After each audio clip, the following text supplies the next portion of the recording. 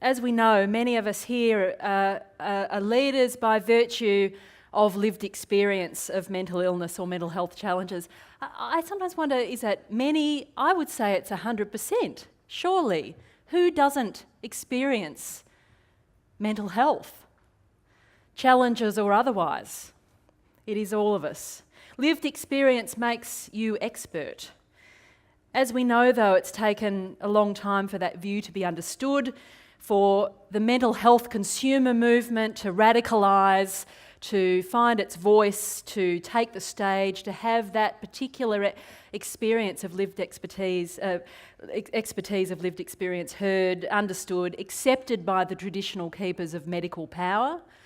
And that's a very, very fresh movement, just in the recent decades, really. And you are of it. To speak, and of course peer-led mental health programs have really expanded in many of your countries over recent decades too, and some of the themes around how you make that happen came up in the session before. So to speak next and to provoke your discussion around your tables and in the rooms is Fay Jackson. She's a trailblazer when it comes to making sure mental health consumer voices are heard. More importantly, that in this country, at least, that they are also driving mental health policy and services directly. And it all started with Fay having her own voice heard. During the 90s, Fay was among the first people in this country to speak publicly and prominently about her own mental health experiences. Really, in doing that, emphasising the unrecognised potential of those of us living with mental illness. Fay's mental health struggles started way back in childhood. At 37, she was diagnosed with bipolar disorder. The medical advice she received early in her life was about as off the mark as it could get, that she would never be able to work, that she would have limited ability to contribute to society. I'm just trying to imagine someone actually saying that to her, one-on-one, having that conversation. Sorry, Fay. Fay went on to become an accomplished artist, a trainer, a director at a public mental health service, a CEO of her own company called Vision in Mind. Now she's creating the same leadership opportunities for others. She's general manager of inclusion at an organisation called Flourish Australia, focusing on employment and educational opportunities for people who have mental health challenges. Fay's also Deputy Commissioner of the organisation that's hosting you here today, the New South Wales Mental Health Commission. And she joins you now to provoke your next discussion. Please welcome Fay Jackson.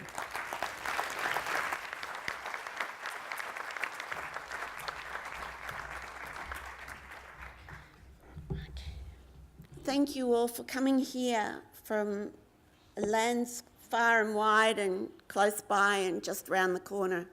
Thank you for coming. Thank you for the IIMHL group for giving me the opportunity to speak today.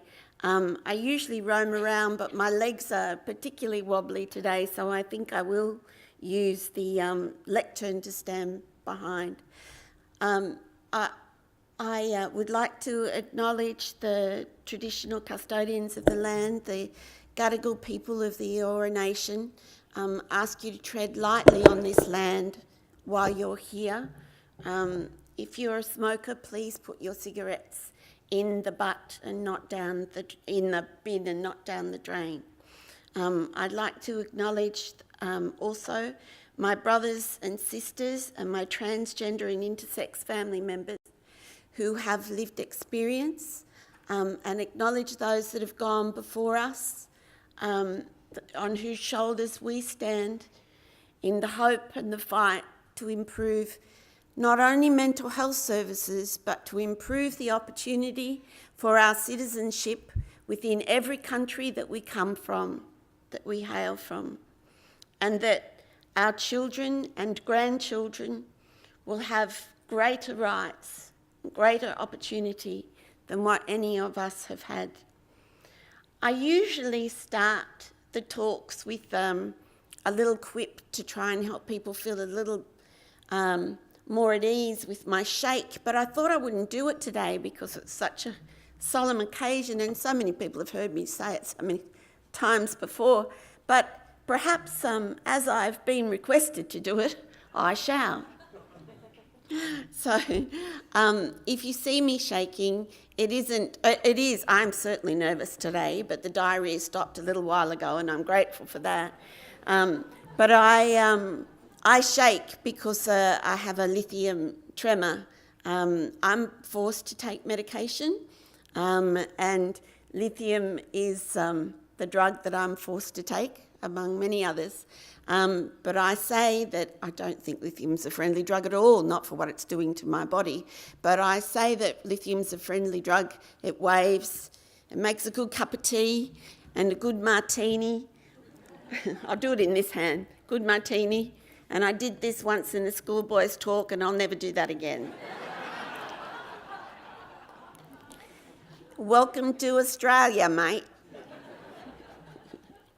We're tough. We breed them tough down here. We are tough and we are fragile. And that was something that I was going to say a little bit further along, but I hope this doesn't turn you off. But before I speak, I pray that God will speak through me and that it won't be my ego speaking, but the message that absolutely each and every one of you need to hear. So we are all here in this moment, only this moment. I want you to be mindful at this moment and be here, be present. I will never have this opportunity to speak to you again. You will never have the opportunity to hear what I'm saying, and I'm not saying that in that aren't I great. I just want you to open your minds and to listen.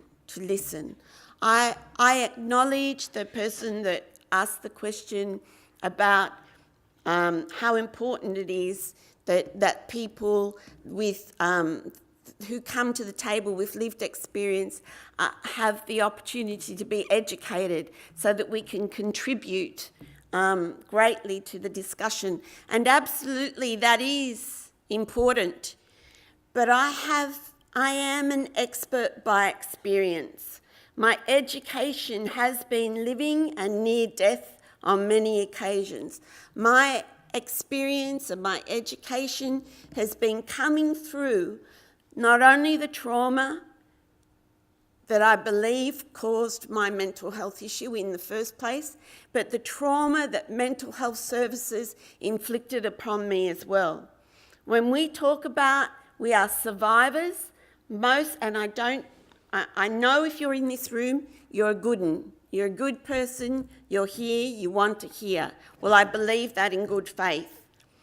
But many psychiatrists, when we say we are a survivor, they think we're talking about survivor of our mental health issue, when in fact, the majority of us are talking about surviving the mental health services that have inflicted more trauma, much more trauma, upon the trauma that already existed.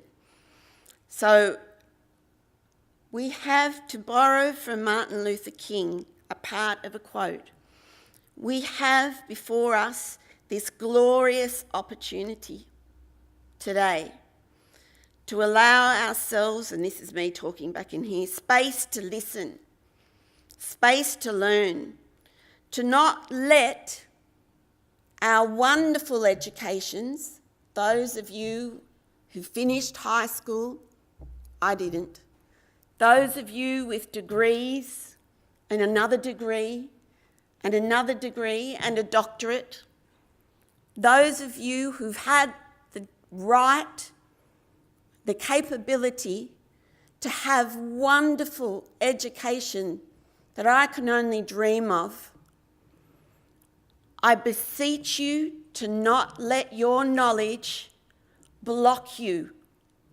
make you ignorant to what you really need to hear. Each of you, as it's just hearing what we have to say, as a voice, as a movement, but to hear what each of us have to say to you as individuals. Do not let your knowledge make you ignorant today or any time in the future. The more you learn, the more you know you need to learn, don't you? I'm asking you over the next 2 days to be brave, perhaps braver than you've ever been before. I've been a victim of child sexual abuse over a number of years and of gang rape as a teenager. I've had guns held to my head. That was in Australia, not in a war-torn country. And that's not uncommon for many people that live in the world. But the most afraid I've ever been was standing on the edge of the abyss of looking down into who I really am. And I'm asking you today to not be in your face, not live in the knowledge that you already have, but to look down into the abyss of your possibility of learning anew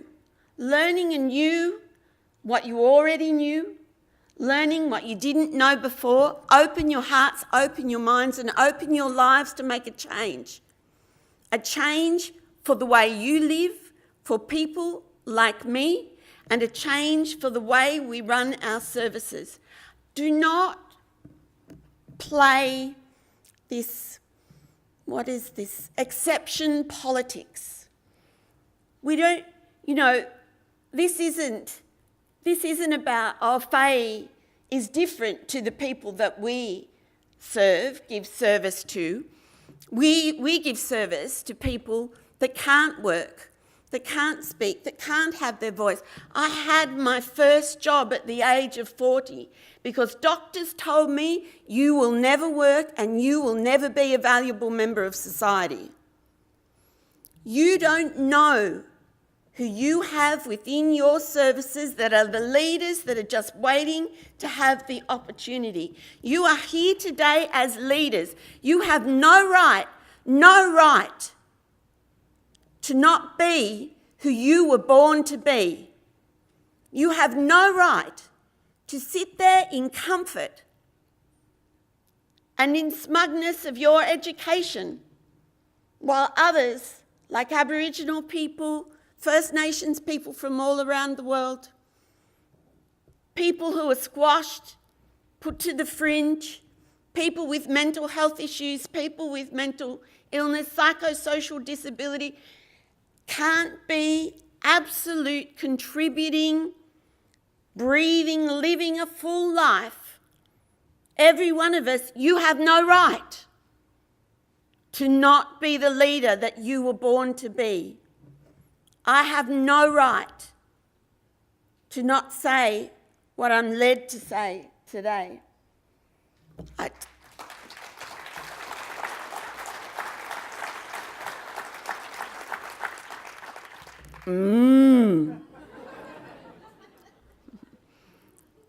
The first time I was suicidal was when I was 10. So it began, but the trauma began much before that. I always remember one of the best sentences I ever heard. Now she's 8. It's too late. Spoken by one of the pedophiles.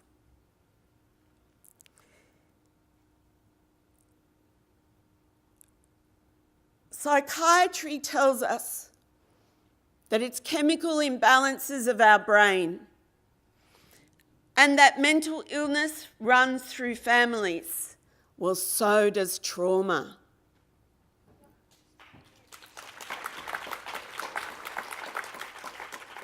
And if you're born as a bayan into a family that has trauma or even just anxiety, just an anxious mum, you're born as a bayan with more cortisol running through your little body than you should, baby, Irish heritage, baby, than you should have. And cortisol, if your amygdala is turned on all of the time or the majority of the time and you have an increased level of cortisol in your system, then yes, that's going to affect the chemical imbalance of your brain. But while ever we think of mental health and well-being as psychiatry, and psychiatry alone, we have missed the boat. And you as leaders, every one of you, has the opportunity, and you have the what is the word when you must do something? The responsibility. Thank you, I love audience participation. The responsibility to not only be leaders yourself, but give opportunity to those of us who have before not had voice to come along with you to speak and find our voice. I had no voice. I could barely speak. And strange as it is, I'm starting to lose my voice again. I have a neurological disorder now that means in my older age I will not be able to speak from this pulpit, and you'll have to sitting beside me closely to hear anything that I say. How odd. But maybe that's a good thing. Maybe that means it's time for me to shut up and stand aside and let others say what they have to say. Young people coming forward and bringing their wisdom of their young years, often floors me, and we have no right to not listen to them.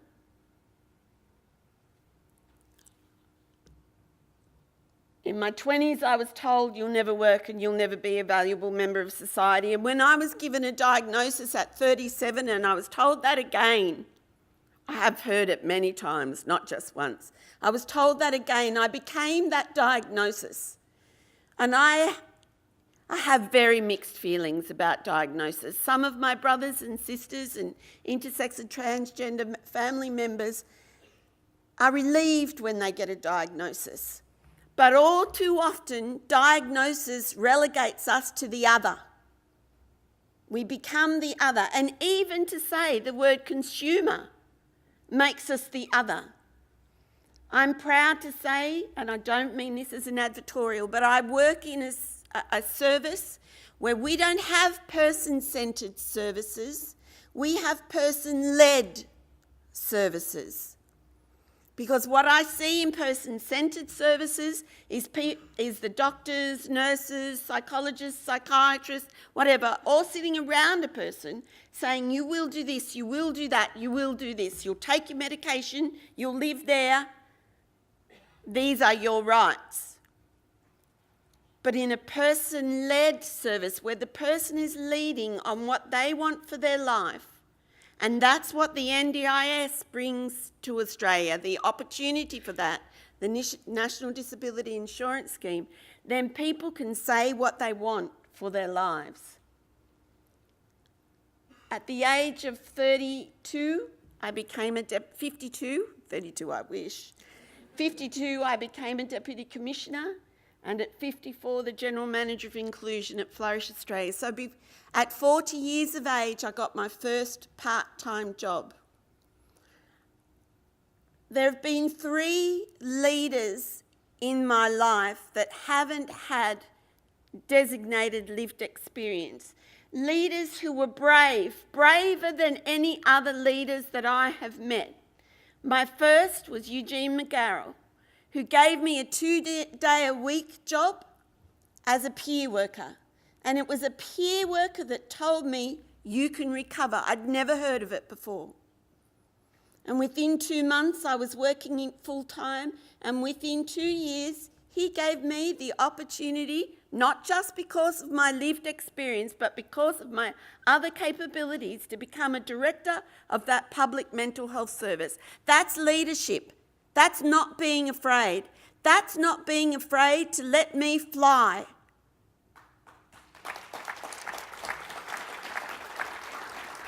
John Fennelly, the Commissioner, appointed me and another man as lived experience commissioners, not just because we have lived experience.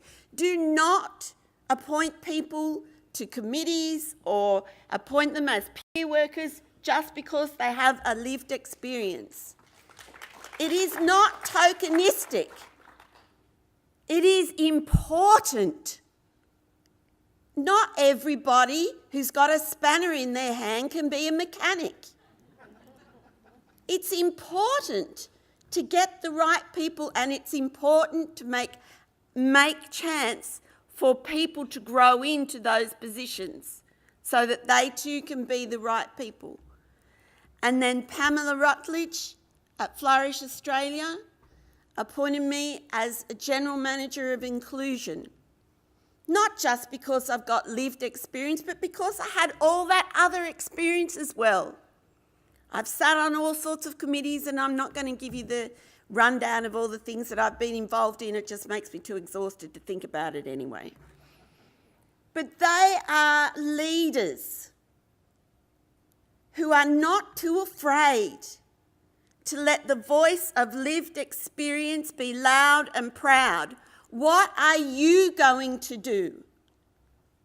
What are you going to do? We don't, in Australia and in many places of the world, we don't meet the Universal Declaration of Human Rights. Article number 5 of the Universal Declaration of Human Rights states, "No one shall be subject to torture or to cruel, inhumane, degrading treatment or punishment." What is being locked in a cell that's supposed to be called seclusion in a hospital? What is that? Not being allowed out to go to the toilet until the point where you have to defecate in the corner and then forced to clean it up while nurses squeal at you like a pig. What is that?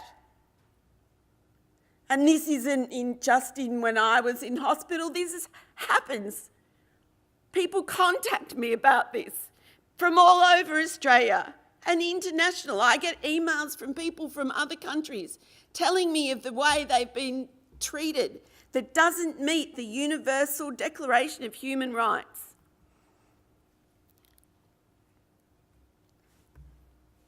The International Convention on the Rights of Persons with Disabilities, and we're a signatory to that, says in Article 17 of the Convention states that every person with disabilities has a right to respect for his or her physical and mental integrity on an equal basis with others. That's bullshit. That is not how we're being treated. I have no right to deny the medication that has been forced into my body in the past.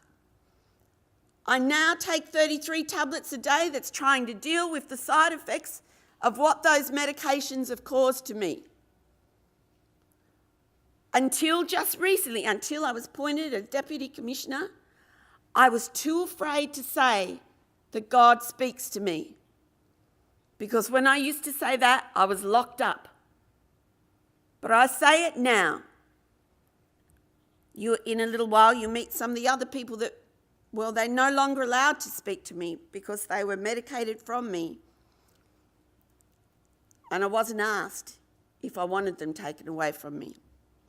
Article 25 specifies that persons with disabilities have the right to the enjoyment of the highest attainable standard of health. The Cochrane Review, which in my opinion is only very conservative, and its estimate of this, says that peer work is no better but no worse than clinical intervention. If that's the case, why are peer workers being blocked from having equal number of good, trained, suitable peer workers in all services? We're not giving the highest attainable standard of care known. Article 15. No one shall be subjected to torture or cruel... Really, I've done that. It also states that parties shall take all effective legislative, administrative, judicial or other measures to prevent persons with disabilities on an equal basis with others from being subjected to torture or cruel... And it goes on. Read them, the living standards. The Convention on the Rights of the Child and the International Covenant on Economic, Social and Cultural Rights both recognise a number of rights which promote a minimum standard of living for everyone. They include the rights to education, to work, to healthcare, and to social security safety net. To work. These are two of the people that I no longer have with me. Thank you.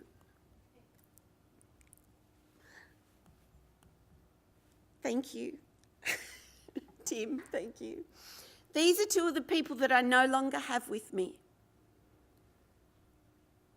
I miss them. Doctors said they made me paranoid. I say they were trying to keep me safe.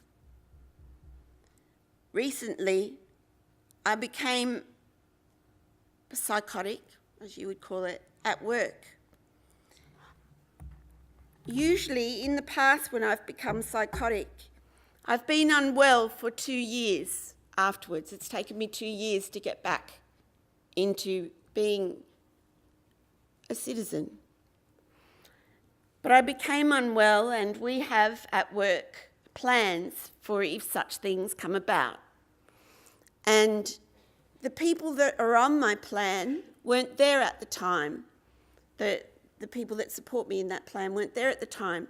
But I took that plan that was made when I was well, and I put it into the hands of another person in my workplace who hadn't been party to that plan before. And I said, this is my plan. I'm hearing voices. It wasn't these people. These people were kind. The people that were causing me hell that day were cruel, cruel people. And they were at my Achilles heel. And I gave the plan to one of my colleagues who was a psych nurse in the past. Don't hold that against him. No, he's a wonderful, wonderful person. I was afraid of giving it to him because of the experiences I'd had with psych nurses previously. But he took that plan and he adhered to it. And he didn't call the ambulance, he didn't call the police, and they allowed me to stay at work while I was hearing voices, and they allowed me the dignity to continue to work while I was hearing voices.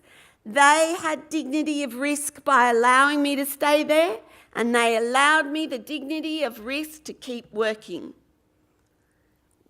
Every one of us has something to contribute. When I've been in hospital and I've seen really, really what you would consider to be unwell people walk up and offer to a new person in hospital a cup of tea because they could see how terrified they were.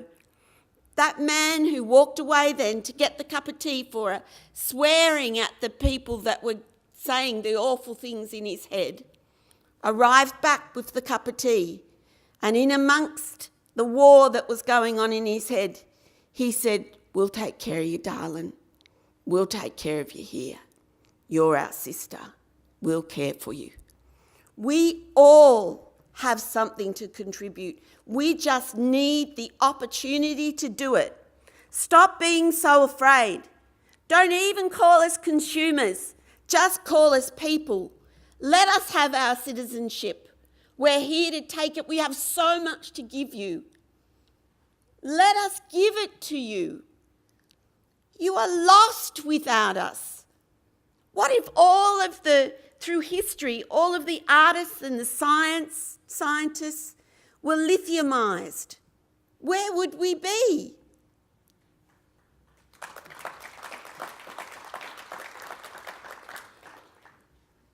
This is how I feel in the mornings, a lot.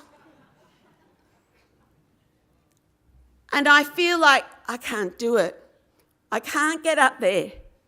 I can't make it today. I can't be who they expect me to be, and I'm not who they all think I am anyway. I'm a fraud. I'm no good at this. I can't do it. I don't have the strength. I'm tired. I'm old. What right have I got to be here? I can't do it. And I do it anyway. What is stopping you?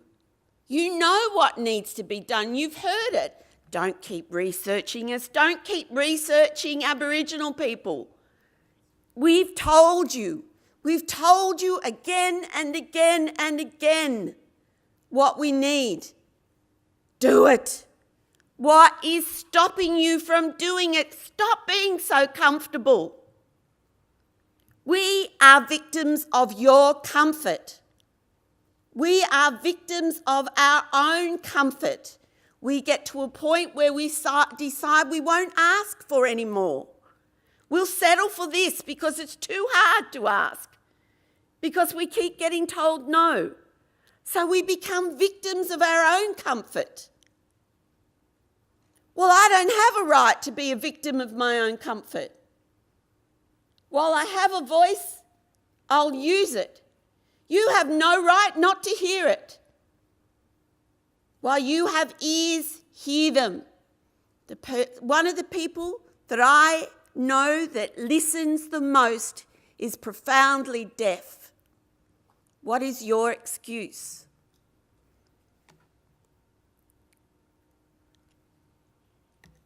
I had so many notes here and I haven't used them. And I know I'll get off this stage and go, oh my God, I should have said this, I should have said that, I should have done this, I should have done that. There are wonderful things. I know that you're here today because you have done wonderful things already. I know that you're here today because you are leaders and that you want to make a difference. I know that you're here today because you believe that there can be change, that there needs to be change. And you have this opportunity today to decide what it is that you will actually do, not just talk about. What will you do? Search what your policies say that are stopping you from doing what you need to do.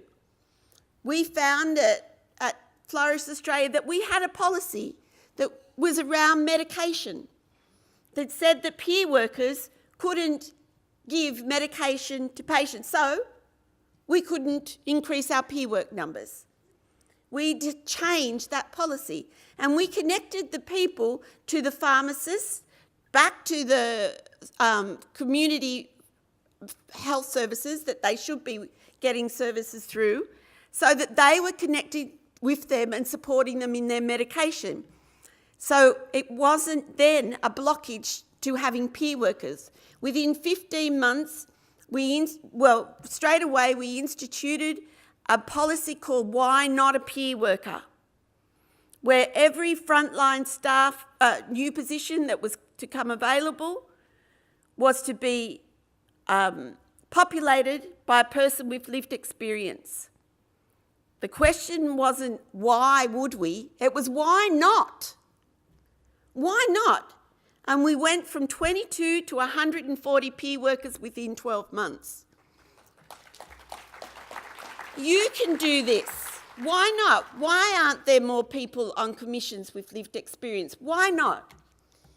If not you, who is going to do it? If not here, where?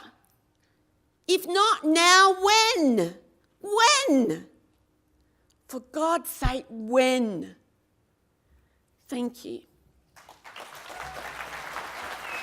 Stay put. Well done. You didn't need notes.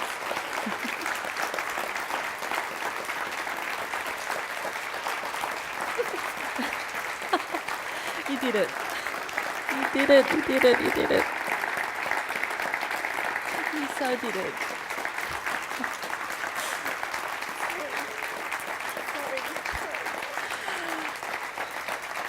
Can you stay up here? Let's take the lectern. Fay Jackson. She did it! If only we could all weep after we gave our keynotes. That relief. Thanks, Fay. We are going to open the floor to the whole room now with this question.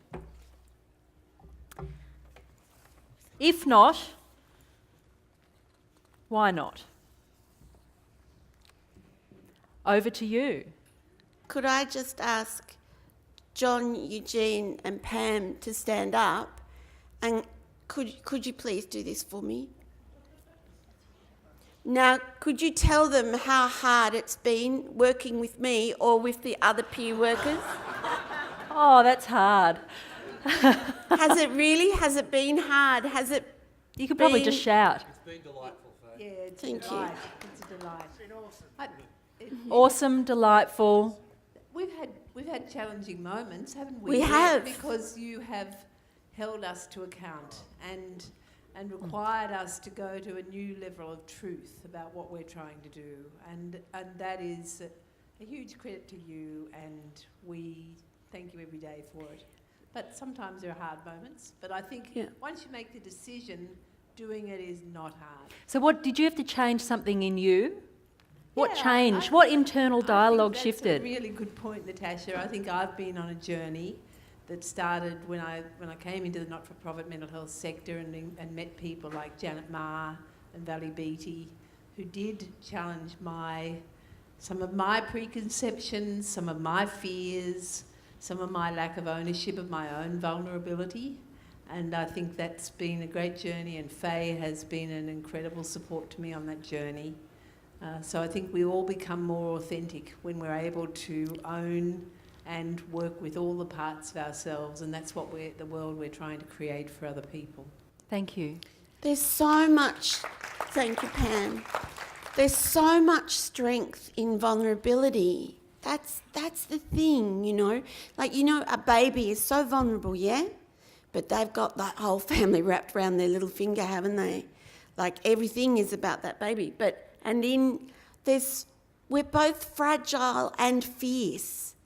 And that's good. The fragility that I have experienced, that I do continue to experience, that fragility makes me fierce to make change, fierce to make a difference. Don't be afraid of being fragile or vulnerable. It opens you up to new experience. You're fragile when you fall in love, aren't you? You're vulnerable. You make yourself vulnerable to someone else when you fall in love, what they might do to you. But it is far better to be in love and loved and to love than to not be fragile.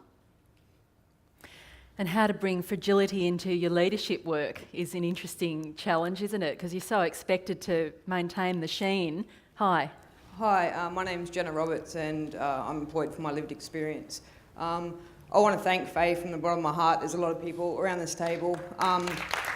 You know, without that strong leadership and without sharing a perspective that is not always easy to hear, no matter how it's presented, but when it's presented so rawly, just because it's not easy doesn't mean it's not important. And I don't want to hold too much of the time because I want everybody else to be able to ask questions. I'm fortunate enough to be able to ask Fay a question whenever I like.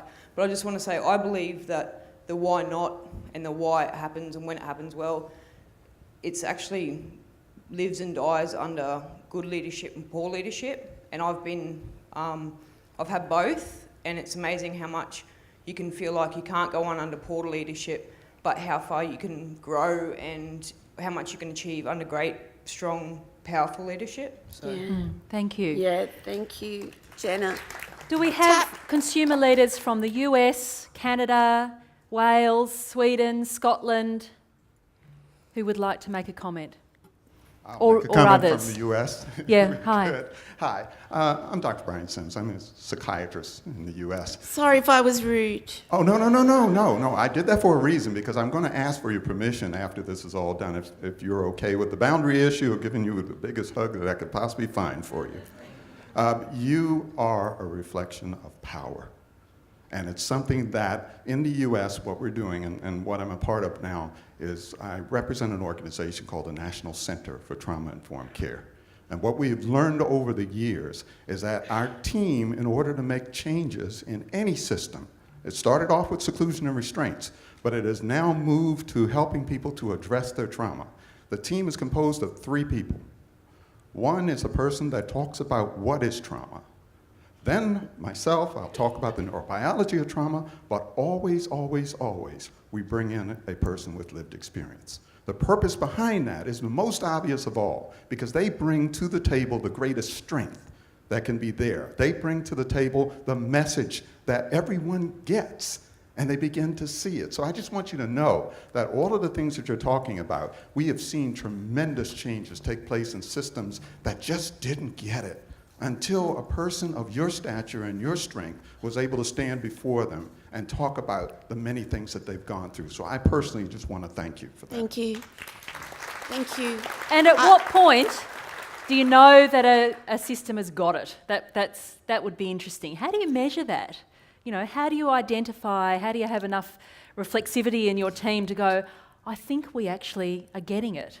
Doctor, could I just say, though, that what the danger in that is that services often say, well, we can't find someone like Fay. You know, we can't find... And I wasn't like Fay, you know?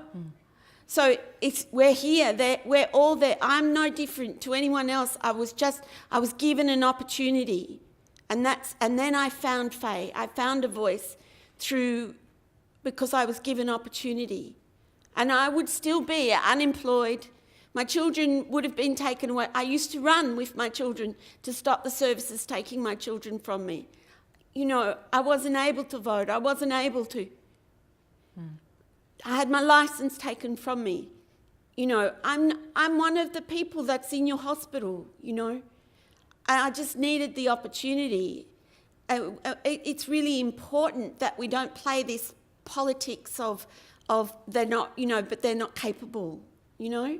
And also, Doctor, I'd like to say that I think psychiatrists usurp their power and don't, for those of us here with lived experience, don't freak out about what I'm saying here, usurp their power by forgetting the power of conversation and only thinking that the only thing they've got in their toolkit is medication.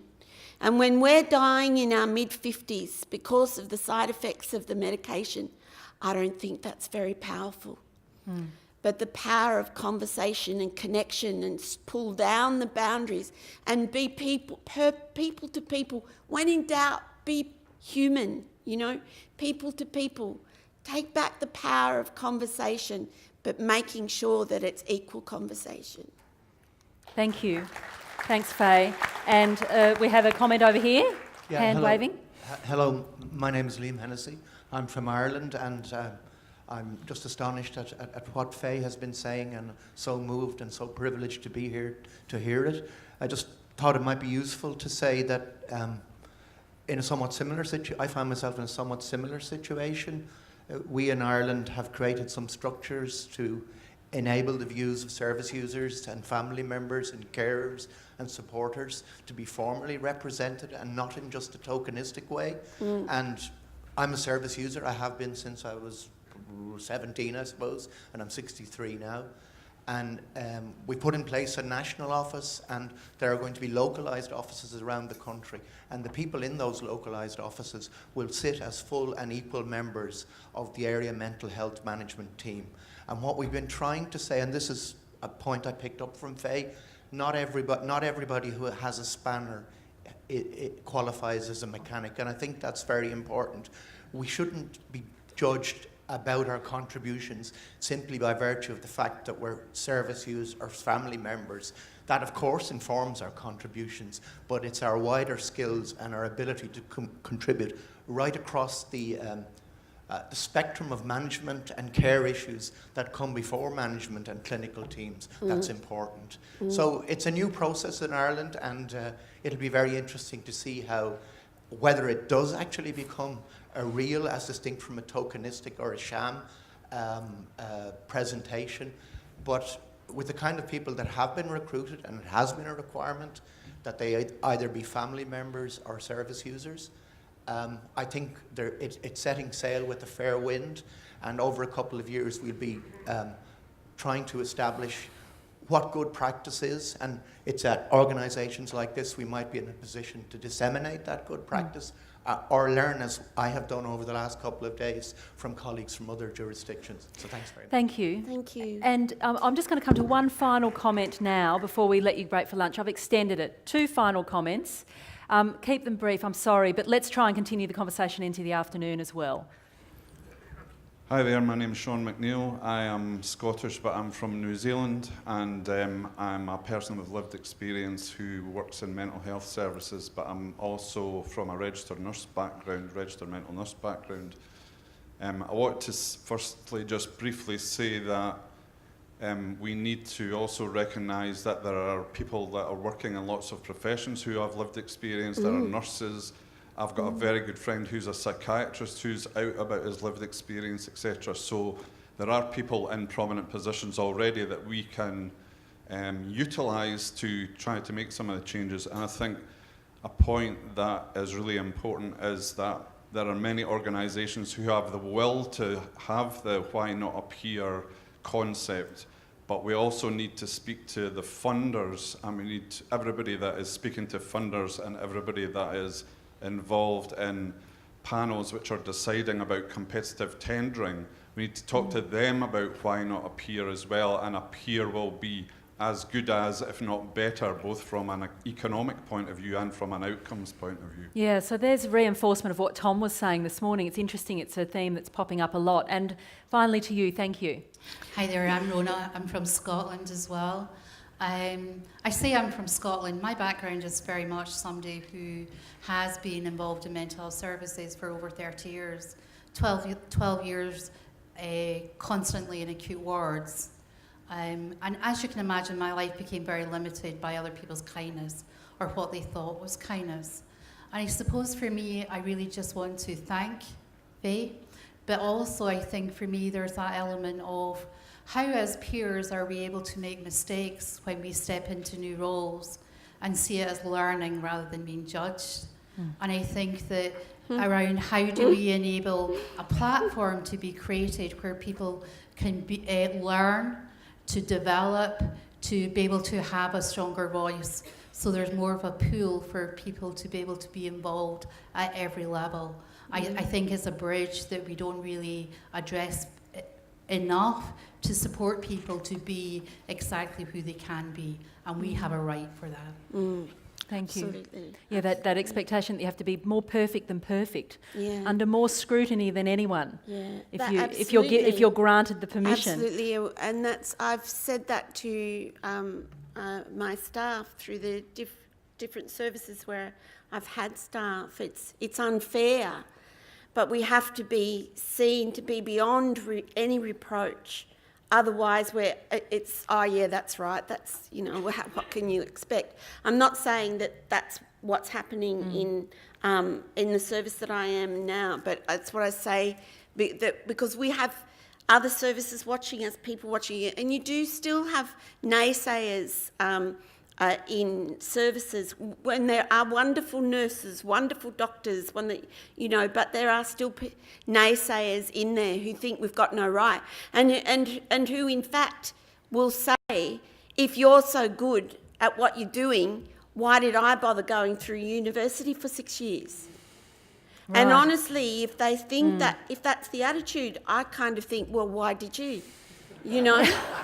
Like, instead of working with us, instead of seeing that a whole community of people working with the person leading, not around it, stuffing them into the box that suits the service, then that's going to be far better, isn't it?